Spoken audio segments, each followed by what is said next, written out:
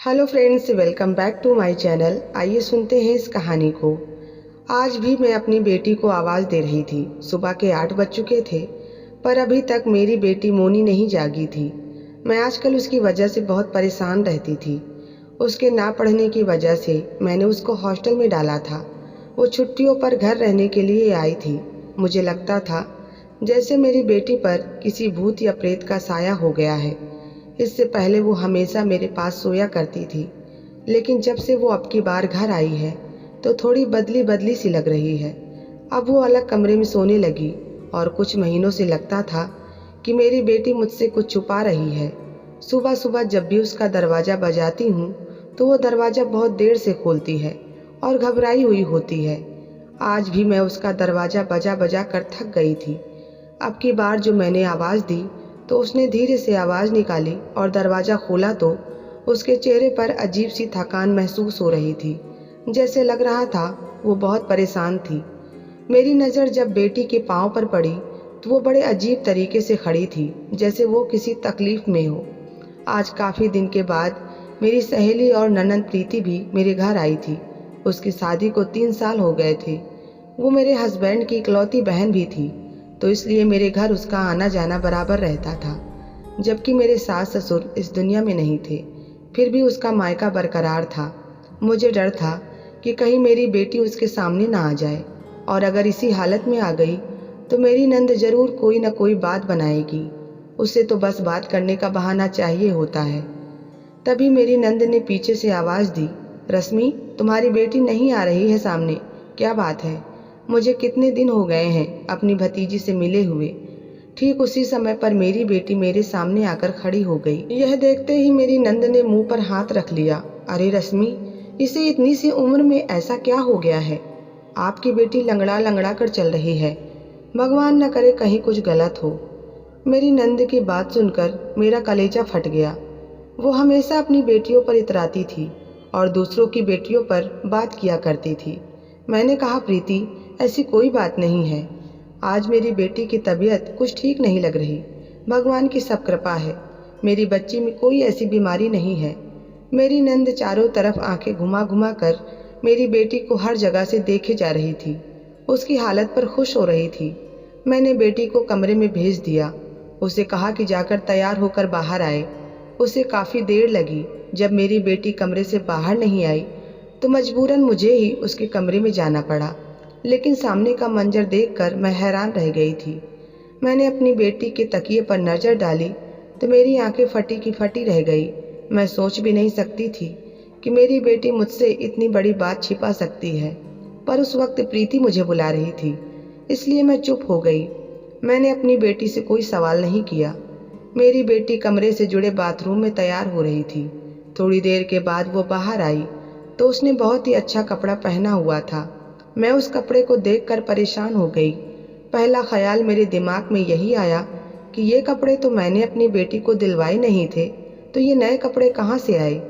मैंने इससे पहले कभी अपनी बेटी को ऐसे कपड़े पहनते हुए नहीं देखा था। मुझसे कहने लगी कि किसी और ने ये कपड़े दिए हैं। मेरी बेटी बहुत सुंदर लग रही थी। मेरी नंद बोली, बहुत ही खूबसूरत बच्ची है तुम्हारी, कहीं नज़र न लग जाए। यह कहकर वो थोड़ी खिसियानी सी हंसी निकालने लगी। मैं समझ नहीं पाई। थोड़ी देर के बाद वो उठकर चली गई। मैं अपनी बेटी पर बरस पड़ी। मैंने कहा, तुमने ये कपड़े कहाँ से लिए हैं? मैंने तो तुम्हें लेकर नहीं दिए। बोली कि मम्मी, आप भी कमाल करती हो। मम्मी, जब मैं हॉस्टल में थी मेरी एक सहेली बहुत ही अमीर है। मैंने आपको अनिका के बारे में बताया तो था। पिछले दिनों मेरे बर्थडे पर उसने मुझे ये कपड़े गिफ्ट में दिए थे। अच्छा, तो तुम मुझे बता देती तो मैं प्रीति के सामने तुमसे ये पूछ लेती तो क्या होता? तब मेरी बेटी ने मुझे कोसते हुए कहा, प्रीति बुआ इतनी बुरी भी नहीं है जितनी कि आप उनको समझती हो। मैं अपनी बेटी की बातें सुनकर गुस्सा नहीं करना चाहती थी। मैं चुप से अपने कामों में बिजी हो गई। लेकिन फिर एक अजीब किस्सा हुआ। उस दिन मेरी बेटी ने कहा, मैं कुछ दिन घर पर रहना चाहती हूँ। मेरी बेटी घर का कोई काम नहीं करती थी, लेकिन फिर भी थक जाती, इसलिए मुझे उस पर शक होने लगा। सुबह उठती तो उसकी हालत अजीब सी हो जाती थी। अगले दिन भी ऐसा ही हुआ। 10 बजे तक सोती रही। लेकिन मेरी बेटी जब हॉस्टल में थी तो सुबह 5 बजे ही जग जाती थी। पर अब तो रात को देर तक जगती रहती और सुबह देर तक सोती रहती। मैंने अपनी बेटी से कोई सवाल नहीं किया, लेकिन एक दिन जब सुबह मोनी उठी तो वो लंगड़ा लंगड़ा कर चल रही थी। बाहर आई हमारी पड़ोस की आंटी भी बैठी हुई थी। उनकी नज़र मेरी बेटी पर पड़ गई तो उसने भी मुंह पर हाथ रख लिया। कहने लगी, रश्मि, तुम बेटी की माँ हो, इतनी लापरवाह कैसे हो सकती हो? तुम्हें अपनी बेटी की हालत नज़र नहीं आती क्या? लड़की की चाल देखकर बता सकती हूँ कि लड़की के लक्षण कैसे हैं। उसने मेरी बेटी के बारे में दबे चुपके शब्द में जो बात कही थी, उसने तो मेरे पांव तले से ज़मीन खिसका दी थी। अब मैंने सोच लिया था कि अपनी बेटी पर दिन रात नज़र रखूंगी। जहाँ भी ये जाएगी मैं उसका पीछा करूंगी और देखूंगी कि ये करती क्या है। अगली सुबह थी। कहने लगी, मम्मी, मेरे पूरे जिस्म में दर्द हो रहा है, मुझे तेल मालिश कर दो। मैंने कहा कि ठीक है। मैं गर्म तेल लेकर बेटी के कमरे में आई तो कुछ सोचकर उसने मुझे मालिश करने से मना कर दिया। बोली कि माँ रहने दो, मेरा दर्द ठीक हो गया है, तुम मेरी माँ हो, आप भी तो थक जाती हो, ऐसा करो आप भी अपने कमरे में आराम करो। मैं समझ गई कि वह मुझे अपना शरीर नहीं दिखाना चाहती। यकीनन उसे मुझसे कोई खतरा था, मैं कुछ पहचान जाऊंगी। ये जान गई, इसलिए वो मुझसे बहुत कुछ छुपा रही थी। मुझे सामने वाली आंटी की बात याद आ गई। तुम अपनी बेटी पर नज़र रखो। मैंने कहा, आज मैं तुम्हारे साथ सोना चाहती हूँ, इसलिए तुम अपने कमरे का दरवाज़ा खोल कर रखना। मेरी बात सुनकर उसने मुंह बना लिया और बोली कि ठीक है। लेकिन जैसे ही मैं 1-2 घंटे बाद अपने काम पूरे करके वापस बेटी के कमरे में आई तो देखा उसने अंदर से दरवाज़ा बंद कर लिया था। मुझे गुस्सा भी आया, दरवाज़ा बजाने लगी पर वो सो गई थी, उसने दरवाज़ा नहीं खोला। अब तो गुस्से से मेरा बुरा हाल था और शक भी अलग हो रहा था। कोई जवान बेटी भला अपने कमरे का दरवाज़ा बंद करके अकेले क्या कर सकती है। खैर, मैं अपने कामों में बिजी हो गई, पर सुबह मेरी बेटी फिर से वही हालत में थी। मैंने कहा, मैं आज तुम्हारे साथ कॉलेज चलूंगी। मेरी बेटी कुछ दिनों से पहले की तरह सुबह उठकर नहीं जाती थी, बल्कि शाम वाली क्लास में जाती थी। उसकी यह बात भी मुझे पसंद नहीं आई थी और ना ही उसकी वजह समझ में आई थी। मैंने सोचा कि रात को अपनी बेटी के कमरे में सोने से अच्छा है कि मैं सबसे पहले उसके कॉलेज का पता करूं कि पढ़ने जाती भी है या फिर मुझसे झूठ बोलती है। उस दिन मैंने फैसला कर लिया था अपनी बेटी का पीछा करने के लिए। दोपहर के 12 बजे जब वो घर से बाहर निकली तो मैंने भी बुर्का पहन लिया और उसके पीछे पीछे चल पड़ी। मेरी बेटी मेरे ख्याल में कहीं और जा रही थी, कॉलेज का रास्ता तो कहीं और था। फिर मेरी बेटी ने एक रिक्शे वाले को रोका, उसको पैसे दिए और रिक्शे में बैठकर चल पड़ी। मैं हैरान हो गई कि मेरी बेटी के पास इतने पैसे कहाँ से आए। वो रिक्शे वाले को भी पैसे दे रही है, जबकि मैंने तो पैसे नहीं दिए थे। वो अपने ऊपर कहाँ से खर्च कर रही थी। आज तो मेरी बेटी ने अच्छा जोड़ा भी पहन रखा था, रिक्शे वाले को भी पैसे दिए थे। मजबूरन उसके साथ मुझे भी एक रिक्शा रोकना पड़ा। उस पर बैठी और वो रिक्शे वाले हमारे जान पहचान के थे, क्योंकि मैं घर से पैसे लेकर नहीं निकली थी। लेकिन उसने मुझे मुफ्त में ही बेटी के कॉलेज तक पहुंचा दिया। भगवान की कृपा थी कि मेरी बेटी कॉलेज में ही गई थी, इसके अलावा वो और कहीं नहीं गई थी।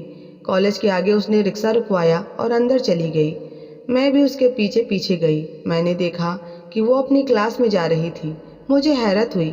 मैंने सोचा कि चलो, यहाँ तक तो मुझे कुछ नहीं मिला है। फिर मैंने सोचा कि अपनी बेटी की टीचर से कोई बात करूं तो मुझे कोई ना कोई सुराग जरूर मिल जाएगा।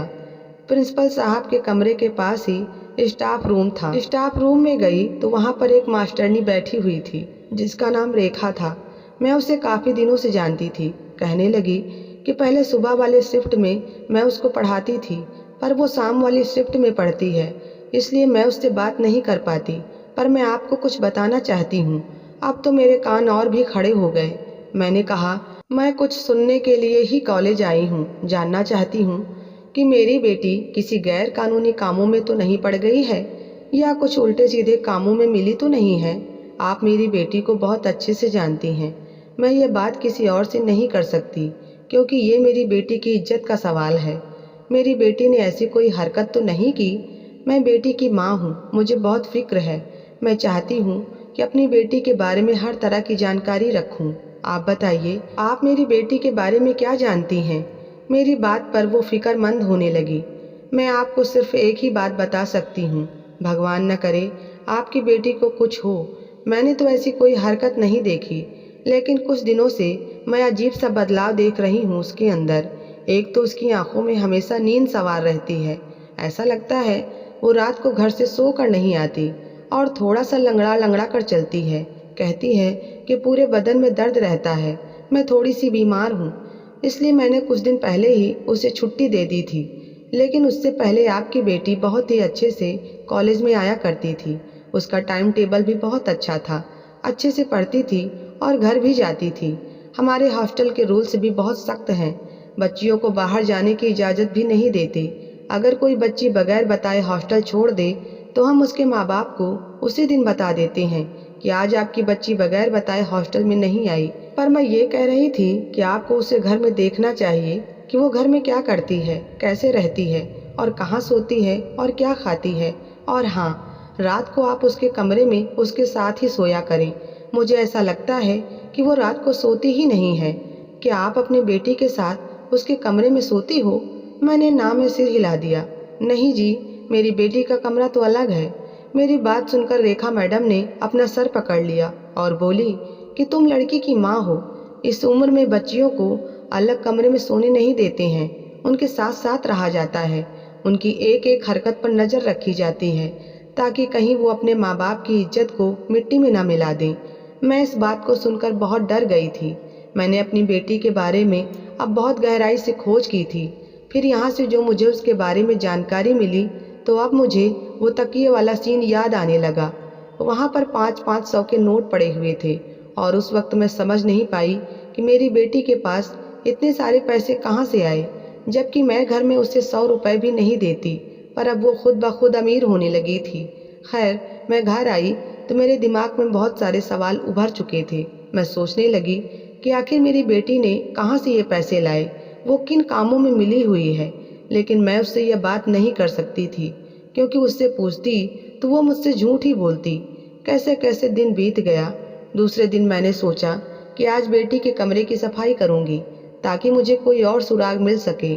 मैं जैसे ही उसके कमरे में गई, मेरी बेटी चौंक कर मुझे देखने लगी और बोली, क्या बात है मम्मी, आपको कुछ ज़रूरत है? मैंने कहा, ज़रूरत तो नहीं है, पर तुम्हारे कमरे की काफ़ी दिनों से सफाई नहीं हुई है, तो मैंने सोचा कि आज मैं तुम्हारे कमरे की सफाई करूंगी।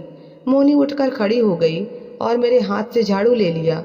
मुझे बेड पर बैठने को कहा और खुद झाड़ू पोछा करने लगी। मेरी नज़र मोनी के कमरे में चारों तरफ देख रही थी। मुझे इस कमरे में सिर्फ नए कपड़े ही नजर आ रहे थे। उठकर मोनी की अलमारी खोली तो उसमें सिर्फ नए कपड़े लटक रहे थे। कपड़े देखकर तो मेरे होश उड़ गए। मुझे उसकी हॉस्टल की रेखा मैडम की याद आने लगी, जिन्होंने कहा था कि आपकी बेटी की तो कोई सहेली ही नहीं है। कपड़े देना तो दूर की बात है, किसी से वो बात भी नहीं करती, आजकल बहुत चुप चुप रहती है। और उसने मुझे जो झूठी कहानी सुनाई थी, वो बर्थडे वाली बात भी झूठी थी। मेरी बेटी ने मुझसे कहा था कि उसके कपड़े उसकी सहेली ने दिए थे, लेकिन ऐसा कुछ भी नहीं था। यहाँ आकर मुझे पता चला कि मेरी बेटी मुझसे झूठ बोल रही थी। मेरी बेटी ने तकिए के नीचे भी कुछ छुपा कर रखा था। तकिया उठाया तो उसमें मेकअप वगैरह की चीज़ें थी। मेरी बेटी के चेहरे का रंग उड़ने लगा। मैंने पूछा, ये सब क्या है? तो बोली, माँ आप गुस्सा मत करो, दरअसल मैं ट्यूशन पढ़ाती हूँ, बच्चों से पैसे लेकर आती हूँ तो इस तरह की चीज़ें लाती हूँ। और ये सब कपड़े तो मैंने सेकंड हैंड लिए हैं, ये मेकअप भी इतना महंगा नहीं है। माँ बस मुझे शौक है, आप तो जानती हैं मैं कॉलेज जाती हूँ और शाम को ही घर आती हूँ, और ऐसा कोई काम नहीं करती जिससे आपकी बदनामी हो। और आप तो जानती हैं कि बाहर लड़कियों के साथ भी मैं खेलने कूदने नहीं जाती। आपको मुझ पर यकीन करना चाहिए। आप तो ऐसे शक भरी निगाहों से मुझे देखती हैं जैसे मैं कोई बहुत बुरा काम कर रही हूँ। फिर भी मेरी बेटी ने एक ऐसी बात कही जिससे मैं हैरान रह गई। कहने लगी, माँ मेरे लिए कोई अच्छा सा लड़का देखो, मेरी शादी कर दो, मैं अपना दहेज खुद बना लूँगी, मैं बच्चों को ट्यूशन पढ़ाकर अपना एक एक खर्चा निकाल लूँगी, मुझे आप पर बोझ नहीं बनना। घर का माहौल पहले से ही बहुत ख़राब है। पापा जो पैसे कमाते हैं वो शराब पीकर घर में आते हैं और लड़ाई करते हैं। अपनी बेटी की ये बात सुनकर मुझे उस पर शक गहरा हो गया। मेरी बेटी इतनी सी उम्र में शादी की बात कर रही थी। उसके शब्द में कोई झिझक या हिचक नहीं थी। वो बड़े ही बेबाकी और बेशर्मी अंदाज में ये बातें कर रही थी। अगले पूरा दिन मैं बहुत परेशान थी। उस दिन मेरी नंद प्रीति मेरे घर आई। उसके हाथ में कपड़ों की थैली थी। कहने लगी, मैं यहाँ तुम्हारी बेटी के लिए आई हूँ। मुझे मेरी नंद की बात सुनकर गुस्सा आने लगा। मैंने कहा, क्यों? तुम मेरी बेटी के लिए क्यों आई हो? पहले तुम वादा करो कि तुम अपनी बेटी को मेरे साथ भेजोगी, तब मैं तुम्हारी बेटी के बारे में सारी बातें बताऊंगी जो आज तक वो करती आ रही थी। मैं हैरान होकर प्रीति को देख रही थी। वो बोली, तुम मेरी लड़कियों को तो जानती ही हो कि मेरी लड़कियां पढ़ने में कमज़ोर हैं और तुम्हारी बेटी पढ़ने में बहुत तेज़ थी। जब मैंने उसके बारे में कॉलेज और हॉस्टल से जानकारी निकाली तो उसके एक एक टीचर ने उसके बारे में सब कुछ अच्छा मुझे बताया था। तो मैंने उसी दिन तय कर लिया था कि तुम्हारी बेटी को मैं लालच दूंगी तो वो मेरे घर आया करेगी, क्योंकि तुम्हारे घर की ऐसी हालत थी कि तुम दोनों लड़ते झगड़ते रहते थे। ऐसे में तुम्हारी बेटी बहुत परेशान रहती थी और पैसों की तंगी की वजह से भी वो कुछ इतना नहीं कर पाती थी। मैंने उसको पैसे कमाने का झांसा दिया। वो रात को मेरे बेटे के साथ डांस बार में डांस किया करती थी, जिसकी वजह से मेरे घर में किसी चीज़ की कोई कमी नहीं थी, क्योंकि तुम्हारी बेटी पढ़ाई के साथ साथ खूबसूरत भी बहुत थी।